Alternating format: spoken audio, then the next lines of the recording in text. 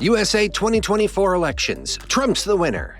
The 2024 election results are in, and Donald Trump has clinched the victory in a historic landslide, marking a dramatic return to the White House, the second U.S. president to do so non-consecutively. With a campaign that defied expectations and a strategy that secured almost all of the key swing states, Trump's win may have just changed the landscape of the electorate in MAGA's favor for an entire generation. Meanwhile, Kamala Harris, backed by influential endorsements in the mainstream media, now faces the shock of a resounding defeat, leaving her base with more questions than answers. So, how did Trump manage to pull off such a powerful victory, and what led to Harris's unexpected downfall? In this video, we'll break down Trump's strategy, the swing states that turned the tide, and the key demographic shifts that made this victory possible. Join us as we explore how Trump defied the odds, what the media missed, and what lies ahead for America under his renewed leadership. Let's get started. Donald Trump's victory in 2024 U.S. presidential election isn't just a comeback story, it is a strategic masterpiece and more of a defiance story by Republicans. His campaign's focus on states like Wisconsin, North Carolina, Georgia, and Pennsylvania became the backbone of his path to victory, turning the tide in favor of a resounding electoral win. Kamala Harris's campaign, on the other hand, seems to have failed to resonate with the voters in these battleground states. Trump really understood local issues, addressed broader economic concerns, and connected with demographic groups that had, in part, shifted away from the Democrats. In Wisconsin, Trump's success came down to addressing concerns around economic uncertainty, cost of living, and job security. Issues that were deeply felt among residents still recovering from pandemic-related economic strains. Wisconsin had narrowly favored Biden in 2020, largely on promises that many now see as unfulfilled. In manufacturing-heavy regions like Milwaukee and Green Bay, where jobs in the production and industrial sectors are fundamental, Trump's policies were geared at addressing these issues. By reversing some restrictions and supporting American business, he pledged to put job security first and restore manufacturing. Trump's campaign struck a powerful chord in a state where many voters prioritize middle-class employment, and the result was a resounding victory that signaled a return to the Republican Party. North Carolina, always a politically dynamic state, was another crucial battleground where Trump's win demonstrated the effectiveness of his campaign strategy. The state had shown an increasing trend toward conservatism in recent years, with its suburban and rural voters leaning more to the right. Trump's focus here was on deregulation, tax cuts, and educational freedom, policies that resonated well with suburban families and business owners who felt disillusioned with Democratic policies. North Carolina also has a significant population of military veterans and active service members, and Trump's vocal support for defense and veterans' rights gave him an added boost. His campaign connected with these communities through promises to ensure more funding and reforms for veteran health care, a message that hit home in a state where military families have a strong influence. Another significant victory for Trump in 2024 was Georgia, which had unexpectedly shifted in favor of Biden in 2020. Frustrations about issues including rising crime rates, economic instability, and discontent with Democratic-pushed social policies galvanized the state's very active conservative constituency. By tackling concerns about public safety, employment stability, and education, Trump's team gained considerable support from the Latino and African American populations. This was a welcome change from Harris's campaign's seeming emphasis on identity politics. Trump was able to reclaim a significant number of votes as a result of the initiatives, proving that Georgia supported his views on important social and economic concerns more than the Democratic agenda. Perhaps the most decisive victory came in Pennsylvania, a heavyweight in the Electoral College that can often determine the election's outcome. Trump's campaign targeted the state's industrial and blue-collar communities, especially in areas dependent on energy and manufacturing jobs. Pennsylvania's economies relies significantly on the coal and natural gas industries, and Trump's vocal support of these sectors played a crucial role in winning over voters. His promise to safeguard energy jobs and maintain traditional energy sources appealed to many Pennsylvanians who felt alienated by the Democrats' green energy policies, which they saw as a threat to their livelihoods. Trump's message resonated, particularly in smaller towns and cities where residents have faced the brunt of economic shifts and were looking for a candidate who promised to bring stability and job security back to their communities. With these swing state wins, Trump secured a commanding electoral victory as well as the popular vote. According to current reports, he has already earned over 292 electoral votes, a significant margin above the 270 required to claim the presidency. The Republicans also have gained 4 seats, totaling 53 seats in the chamber as of now, controlling the Senate, while the Democrats hold about 43 seats.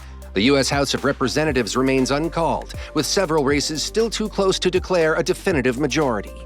Donald Trump's 2024 victory highlighted a significant shift in voter demographics, most notably among Latino men, who played a surprising role in his success. Exit polls indicated that Trump's support from Latino men surged from 40% in 2020 to a notable 54% in 2024. This shift reflected broader changes in political alignment and priorities within this community. For years, the Democratic Party had largely counted on Latino voters, assuming their support is a near certainty. However, Trump's outreach to Latino men was direct, addressing core issues like jobs, safety, and economic growth, issues that felt tangible to a demographic often concerned with providing for families, growing businesses, and living in safe communities.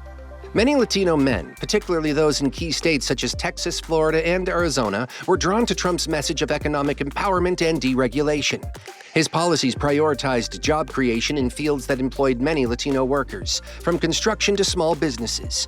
For many Latino men, his promises of economic stability and opportunity seemed realistic, compared to what they viewed as the Democrats' focus on identity politics and social issues. Kamala Harris's campaign heavily focused on inclusivity and progressive social issues, which many Latino voters felt were somewhat disconnected from their day-to-day lives. Trump's emphasis on practical issues that resonated with Latino men's immediate goals proved to be a winning strategy, shifting a critical demographic that has traditionally leaned Democratic. In addition to Latino men, shifts in voter preferences across various demographics showed that Americans were reevaluating their priorities. The people had become more skeptical of the Democrats' progressive messaging, with many viewing the focus on social agendas as a distraction from more urgent issues like inflation, the economy, and national security. Trump tapped into this sentiment by emphasizing America First, policies that promised to boost domestic manufacturing, reduce crime, and support the energy sector, policies that cut across traditional party lines and found support in unexpected areas. In many parts of the country, voters felt that the Democrats had become too focused on issues that, while morally significant, did not impact their everyday lives as much as economic stability and public safety. Trump's straightforward, often blunt communication style conveyed a sense of authenticity that appealed to voters who were looking for direct answers to their most pressing questions.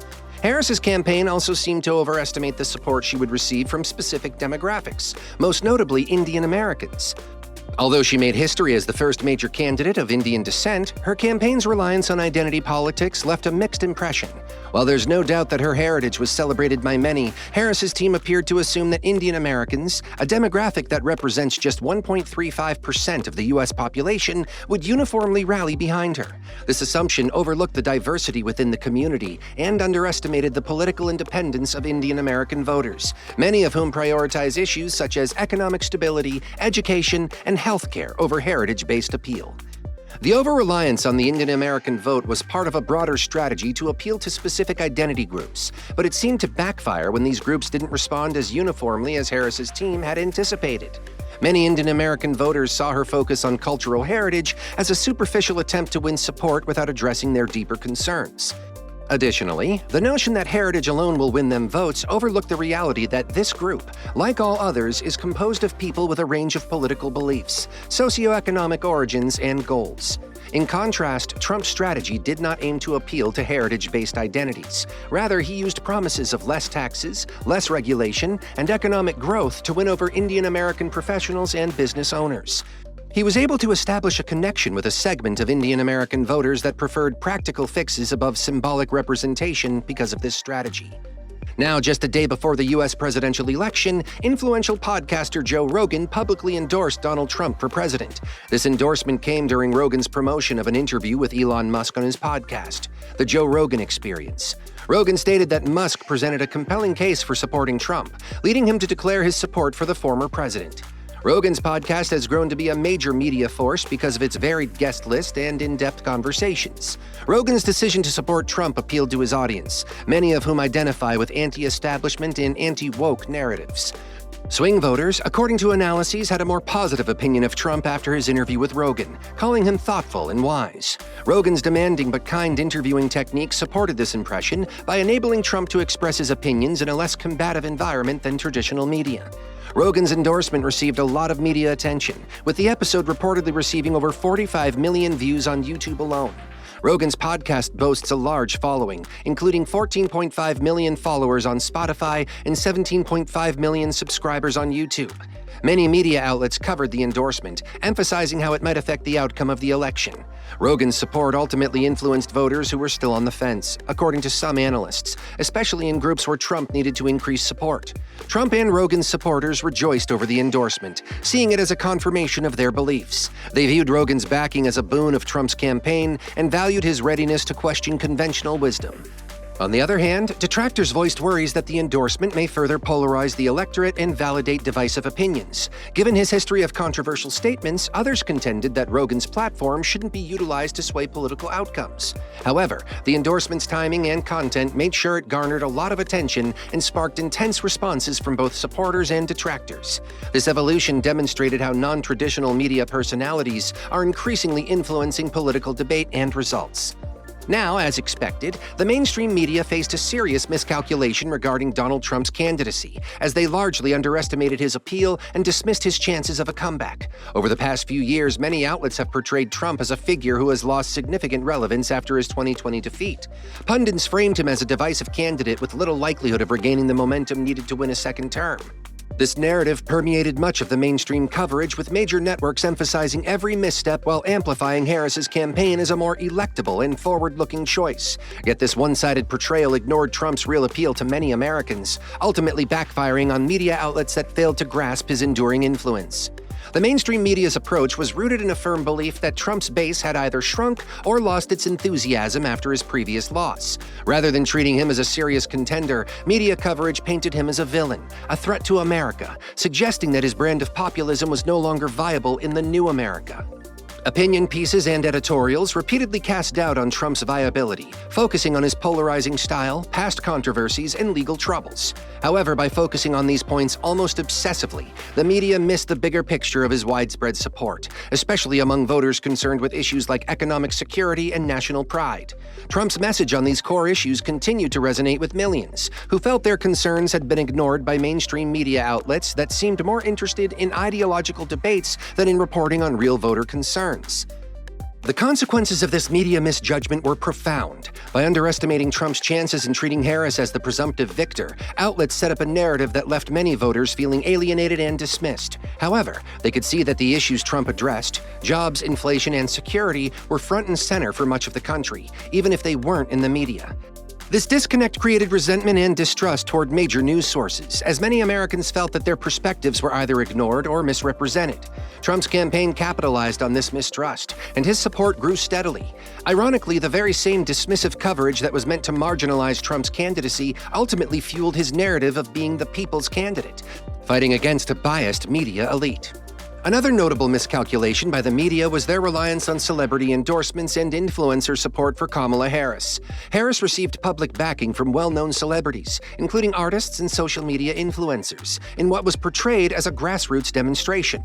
However, a lot of voters thought these endorsements were nonsensical at best, especially since some of these individuals didn't seem to know anything about politics. For instance, Cardi B's support of Harris was highly publicized, yet swiftly attacked for coming across as phony. Her remarks didn't resonate with listeners. Rather, they seemed more like a public relations ploy designed by campaign strategists than sincere encouragement. According to Teen Vogue, her endorsement was supposed to rally the youth vote, but failed to generate the hoped-for enthusiasm, with many pointing out that her words felt like they were written from the White House basement rather than expressing her own views. With celebrities like Taylor Swift, Cardi B, Mark Cuban, and a whole roster of other celebrities, no one would have expected Kamala to lose. So the failure of these celebrity endorsements revealed a larger miscalculation on the part of the Harris campaign and the mainstream media over what actually drives voters. It was believed that such endorsements would boost Harris's campaign's legitimacy and enthusiasm, particularly among younger people. However, many of these young voters were facing immediate economic challenges: student debt, job insecurity, rising living costs, and were looking for candidates who could address these issues directly. A celebrity endorsement couldn't compete with promises of real economic solutions. The influencer-led campaign approach appeared to be more of a diversion from meaningful policy debate than a means of mobilizing support. Because the showy endorsements seemed unrelated to people's daily lives, this error highlighted a basic misinterpretation of voter priorities. Ultimately, mainstream media's miscalculations surrounding Trump's viability and the use of celebrity endorsements for Harris reflected a larger disconnect with the American public. In the attempt to frame Trump as unelectable and elevate Harris through celebrity endorsements, media outlets missed the actual mood of the nation. Trump's attraction to many Americans was based on his pledges to address issues that they truly cared about, such as public safety, economic prosperity, and national pride. The 2024 election also brought a light to rising mistrust of the media, as more individuals than ever before started to doubt the objectivity of news reports. Many Americans grew infuriated and demanded responsibility as a result of the media's blatant bias and selective reporting during the election. The public's impression of the media changed from one of a watchdog for democracy to one of a political actor with a personal agenda. After years of selective coverage and alleged manipulation, this erosion of trust finally reached a breaking point. Trump's victory didn't just signify a win over Kamala Harris, it symbolized a rejection of a media narrative that many felt had crossed the line. As the election unfolded, so did the public's calls for media accountability. Social media became a space for people to voice their frustration, sharing instances of biased coverage and discussing how it influenced their views on the election. Memes and posts circulated that mocked the media's attempts to control the narrative, with many voters expressing relief that they'd rejected the manufactured reality the media had tried to create. This wasn't limited to Trump supporters. Even some undecided or moderate voters felt disillusioned with the level of manipulation they saw. They grew increasingly vocal about holding media outlets accountable, questioning why supposedly neutral organizations were behaving like partisan players. Trump's win was, in many ways, a rejection of this manipulation by the mainstream media. Voters saw in Trump a candidate who was willing to challenge these powerful entities and speak directly to the people. His criticism of the media as biased and elitist resonated with many who felt similarly disillusioned. This dynamic created a sense of solidarity between Trump and his supporters, as they felt that they too were standing up against a media establishment that no longer represented their interests. The election results sent a clear message. Americans are tired of feeling manipulated by news organizations, and they won't allow their voices to be drowned out by selective coverage and biased narratives. With Donald Trump's return to the White House, a new chapter begins, one driven by a renewed commitment to make America great again. Trump's agenda for the next 4 years focuses on restoring national pride, revamping policies to strengthen America's standing on the global stage, addressing core domestic challenges, and unifying a divided country. After a period where many felt America's image was muddied by conflicting priorities and social divides, Trump's administration is stepping in with a clear focus, putting American interests first and reinforcing the values that many believe make the nation great. Restoring national pride is high on Trump's agenda, as his administration aims to rebuild America's reputation worldwide. For many Americans, the past few years felt like an era of declining influence, where the country's focus on social issues and internal strife overshadowed its global role. On the international scene, however, Trump's strategy places a strong emphasis on stability, strength, and respect. In addition to calling for more equitable trade agreements and obligations from foreign allies, he has hinted at plans to increase military spending and assistance for allies. Trump aims to reassure allies and send a message to enemies by emphasizing America's might overseas and solidifying its position as a superpower. The goal of this updated strategy is to convey assurance and show that America would not sacrifice its interests in order to win favor from other countries. Restoring pride, according to Trump, is about ensuring that diplomacy is in line with fundamental American interests and values, rather than giving up on it. This reaffirms the idea that America leads best when it prioritizes its own citizens. Domestically, Trump's administration plans to address some of the nation's most pressing challenges head-on. Key among these is the economy, with Trump laying out plans to stimulate job growth through tax cuts and deregulation, particularly in manufacturing and energy sectors. The goal of the emphasis on American jobs is to stabilize working-class areas that have been neglected in recent years. Trump wants to change the economic insecurity that many families have experienced by supporting American industries and fostering an atmosphere that allows companies to grow. He has also made it plain that law enforcement and public safety will be given top attention in an effort to combat the growing crime rates that have made communities feel unsafe. In contrast to Harris's prior campaign, which many voters perceived as being unduly preoccupied with progressive social goals, Trump's position on these topics is unmistakable. Immigration reform is one of the most important issues Trump intends to address. In contrast to what he perceives as the slack tactics of past administrations, Trump has long argued for tougher borders and policies that put national security and economic stability first. It is anticipated that his government will enact stricter policies to curb illegal immigration, strengthen border security spending, and tighten immigration rules. Trump contends that this strategy aims to ensure that immigration serves the interests of the country rather than shutting America off. He hopes to accomplish this by establishing a system that puts American workers first, lessens the burden on social services, and restores a sense of order that many Americans feel has been lost. In addition to policy, Trump's administration is aiming to heal the rifts that have split the country. Even while social and political divisions have widened in recent years, Trump understands that progress requires national unity. His approach to bringing the nation together is less about appeasing particular social groups and more about advancing common American values like diligence, the law, and individual accountability. He wants to promote unity among Americans across political divides by emphasizing what unites them rather than what separates them. His approach contrasts sharply with Harris's campaign, which many voters felt was more focused on identity politics and catering to specific interest groups. Trump's vision of unity isn't about ignoring America's diversity, but about emphasizing common goals that resonate with a broader base of citizens. In this new chapter, Trump's administration is poised to make America's interests the top priority, dismissing the ideological battles that he believes have detracted from the nation's progress.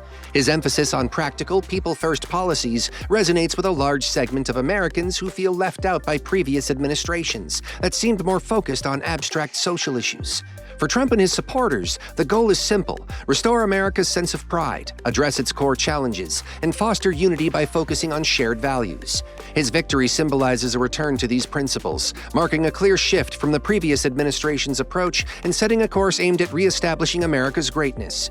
So, what do you think about Trump's victory? Are you excited to see the direction he'll take the country? Let us know in the comments below. If you enjoyed this video, give it a thumbs up and don't forget to subscribe for more insights and updates. Until next time, stay tuned and stay informed.